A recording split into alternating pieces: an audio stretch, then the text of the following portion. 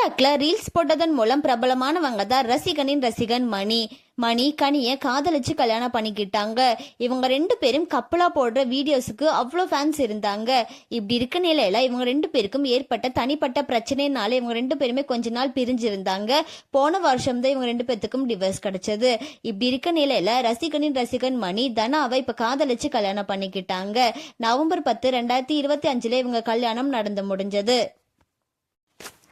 இவங்களோட திருமண வாழ்க்கை ரொம்பவே சந்தோஷமா போயிட்டு இருந்துச்சு. இப்படி இருக்க நிலையில ரீசெண்டா கூட அவங்களோட ரசிகர்களுக்கு ஒரு குட் நியூஸ் சொல்லியிருந்தாங்க. அதில் அவங்க என்ன சொல்லியிருந்தாங்க அப்படின்னு சொன்னா, மணியன் தனா பிரெக்னெண்டா இருக்காங்க அப்படின்னு சொல்லி ஒரு வீடியோவை கூட வெளியிட்டு இருந்தாங்க. இப்போ தனாக்கு 5 மாசம் முடிஞ்சிருக்கு. இந்த நிலையில 5வது மாசத்தோட ஃபங்க்ஷன்ல எடுக்கப்பட்ட போட்டோஸ் அண்ட் வீடியோஸை அவங்க இன்ஸ்டாகிராம்ல ஷேர் பண்ணியிருக்காங்க.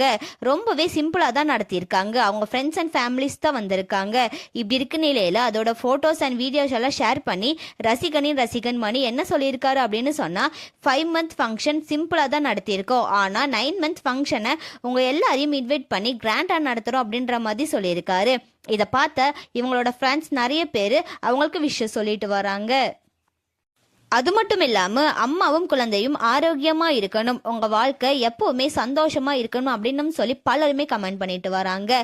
மணியன் தனாக்கு நம்மளோட சேனல் சார்பா விஷயம் சொல்லிக்கலாம். உங்களோட விஷயத்தை கமெண்ட்ல சொல்லுங்க. அண்ட் இந்த மாதிரியான அப்டேட்ஸ்க்கு நம்மளோட சேனலை சப்ஸ்கிரைப் பண்ணிக்கோங்க.